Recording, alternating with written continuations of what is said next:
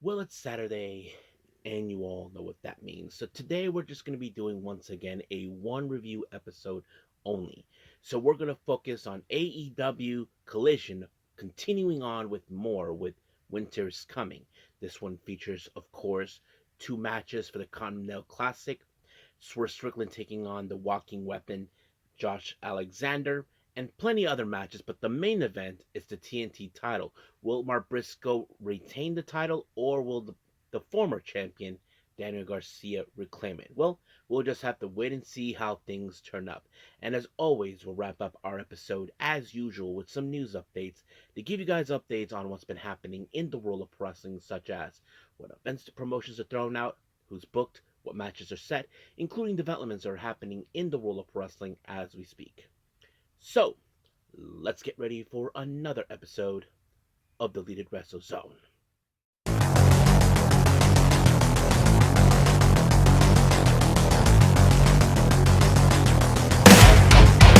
Are you ready? Get up, get up! Get up, get up! Get up, get up! Get up, get up! Get up, get up! Get up, get up! Hey everyone, welcome to the Deleted Wrestle Zone, all things that is pro wrestling with AEW, NXT, New Japan Pro Wrestling, TNA, the National Wrestling Alliance, various promotions, wrestlers, matches, and championships. I am your host, J Rod here. So, if you are new to the channel, welcome.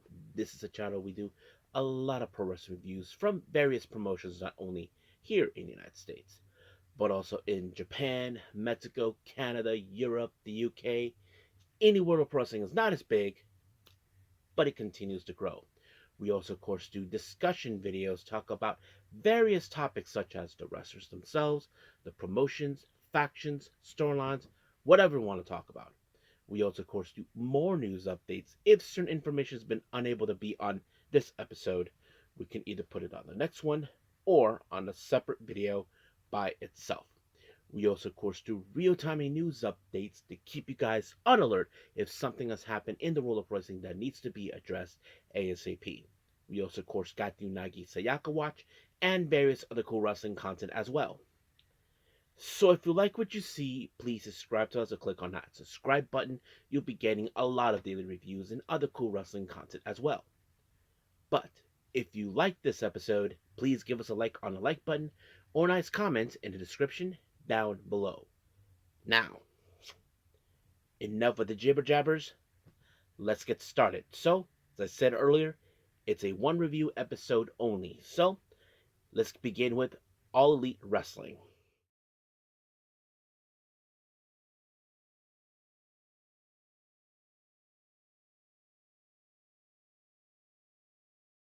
Okay, AEW Collision, continuing with more of Winter is Coming. And as you probably know right about now, we are on the road to World's End, which I believe is the last pay-per-view of AEW of 2025. But let's get started right now with this whole thing. It began with Swerve Strickland taking on that walking weapon, Josh Alexander. Now, as you all know, ever since then, Swerve has been out of action for quite some time, thanks to, of course, things have been happening. Now, of course, Josh Alexander, it made it perfectly clear to Swerve that AEW is no longer his house, that it belongs to Don Callis. But however, Swerve wants to prove him wrong in every way aspect. Now, of course, Josh Alexander would do whatever it takes to dismantle him. But Swerve overcome it by applying the JML driver onto him, and just like that, 1, 2, 3, done. It's completely over. Now, during the post-match promo, it seems now that Swerve made his real intentions what's it about. He is not here, of course, to deal with the Ops or the Don Callis family. He has one thing in mind, and that is, of course, the AEW World title. So it seems now we have two challengers who want to challenge Samoa Joe. So this is going to get interesting. Now, we did see a bit of a video promo with the Timeless Love Bomb, Mina Shirakawa and Tony Storm. As you all know, they were unsuccessful in becoming the first ever inaugural AEW Women's World Tag Team Champions, but it's not going to stop them to do what they love doing best, So we'll see what goes on from there. Now, our next match, we have women's tag team action taking place. We have Chris Statlander teaming up with Jamie Hayter to take on the Sisters of Pain, Sky Blue and Julia Hart, also members of the Triangle Madness, along with Tekla. We did see Tekla show up for a minute, but what we didn't realize, it was all a malicious trap in order for Julia Hart and Sky Blue to attack both Hayter and Statlander from behind. Now, of course, we would think that the Sisters of Pain would watch this from a distance to ensure whatever it takes to take them down. But, however, it was, of course, Jamie Hayter with the Haterade onto Julia Hart to put her away. 1, 2, 3, over. But we did see, of course, Tekla watching from a distance, and I think we all know what this is about. She wants probably the AEW Women's World Title, so we'll see what that happens. But, however, after this match, there was an interview that was done in the backstage with Lexi Neer. It seems now that Jamie Hayter has called her shot. When does she want this title taking place? And she said at World's End. Well, it seems now it's official, so we're going to see that match take place. Now, our next match is the Continental Classic Blue League, I believe. Yes, the Blue League. Claudia Castagnoli versus Konosuke Takeshita, and I think this match was insane because many of us would have assumed that in some capacity that Claudia would have picked up the win, or Takeshita, because of their amazing abilities, how they were able to sustain. We know that Claudio has suffered a loss against Mascara Dorada last time, but him with Konosuke Takeshita is no different. So basically, that's what's going to be. I mean, they did everything humanly possible, whatever they have in their arsenal, to take each other out, whatever it takes. But however, unfortunately, this match ended in a time limit draw for 20 minutes passing. So each person get 1 point each, leaving them with the total points of 7. But however, all hell broke loose from both sides. Takeshita and Claudio decided to start a little bit of a brawl between each other. Referees even tried to stop them. Now, I wouldn't be surprised if down the road that this will come back to, the proof who was the better man, and that's something we definitely could see down the road. Now, we did see an interview with Lex Lanier talking to Jet Speed. We're talking about Kevin Knight and Speedball Mike Bailey. Now, many of you know that these two guys are in the Continental Classic, but they are facing each other. So they made it perfectly clear there'll be no holding punches, but also give their best at them as possible. And I think this is one of those matches where it's going to be very interesting. I mean, it's not going to be similar like the group known as the Astronauts, Fuminori Abe and Takuya Nomura, but it's going to be interesting. Now, we did see an in-ring interview with Tony Schiavone talking to the Babes of Wrath. As you all know, they are first ever inaugural AEW Women's World Tag Team Champions. And of course, they're willing to make things shine. They even talk about, of course, certain things in the past.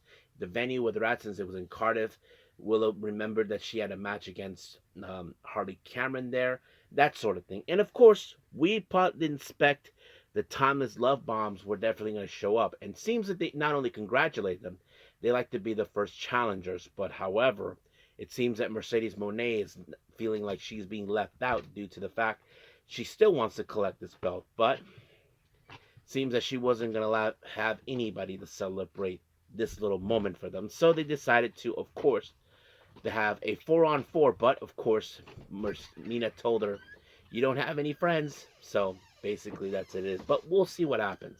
We don't know when will it happen as well. Now we move on. As you probably know, Ricochet has already, as you know, solidified himself as the inaugural AEW National Champion.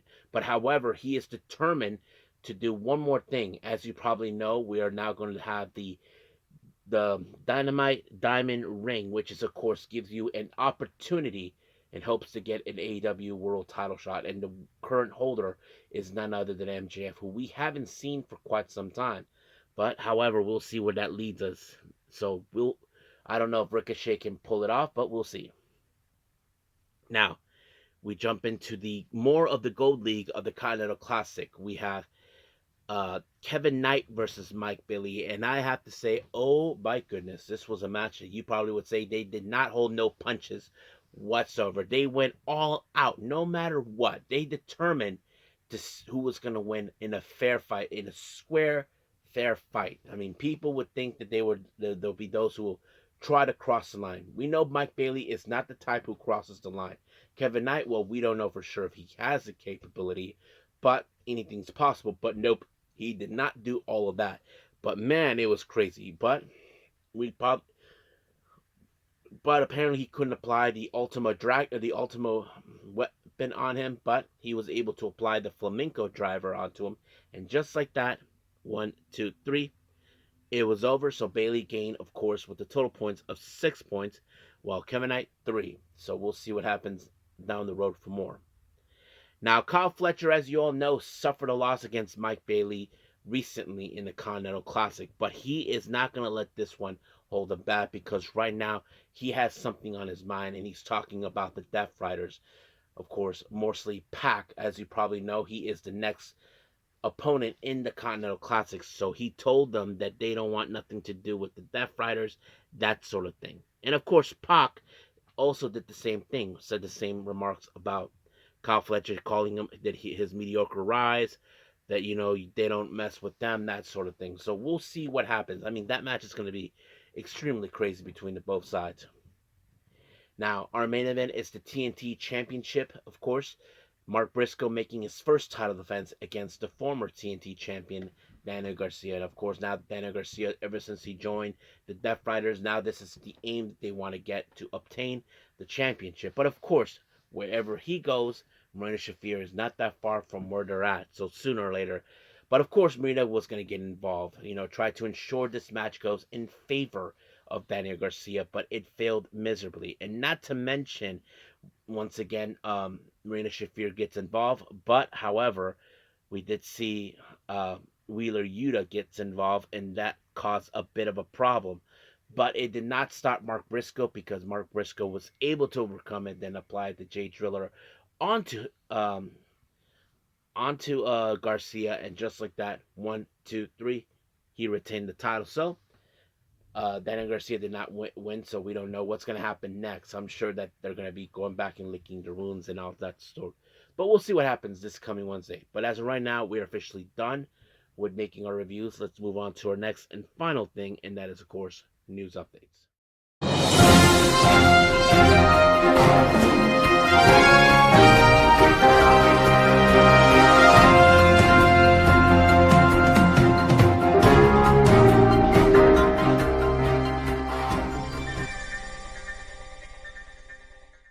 Alright, so welcome to our news update. So we don't have any upcoming events to update you guys on, but however, we do have some interesting developments here, of course.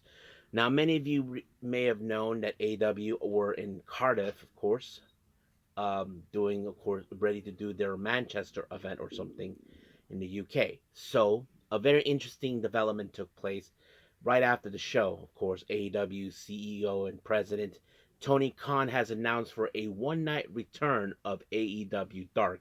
Many of you guys remember this was a more of a pre-show event that took place on, of course, Dynamite and Rampage or whatever. They normally broadcast those, of course, on YouTube, and now they're gonna bring that back for one night only. And it's gonna be live, of course, on this coming Tuesday, I believe, on YouTube. Called, I believe, Stocking Stuffers, and it's in Wales, I believe. But they did announce 3 matches that will be uploaded on YouTube if anybody's interested. We have the Death Riders taking on Nathan Cruz and Jacob and the Grizzle Young Vets. Then we have, of course, Orange Cassidy, Roderick Strong, and Mascara Dorada taking on Mark Andrews and Lyco's Gym, which is, of course, Kid Lyco's 1 and 2 will be participating. And finally, we have Marina Shafir taking on Isla Dawn. So that's going to be on AEW Dark Stocking Stuffing. Then, interesting report coming from Fightful Select. Many of you guys remember The Blade, part of that tag team known as The Blade, and forgot his name. But yes, but anyway, The Blade made his in-ring return in Buffalo after being out for 22 months. Many of you may remember he had a problem with his spine, and he's been working on getting himself back, and now he's officially back in the ring. We don't know if he'll be back on AEW sooner, but yes, so we'll see what's gonna happen.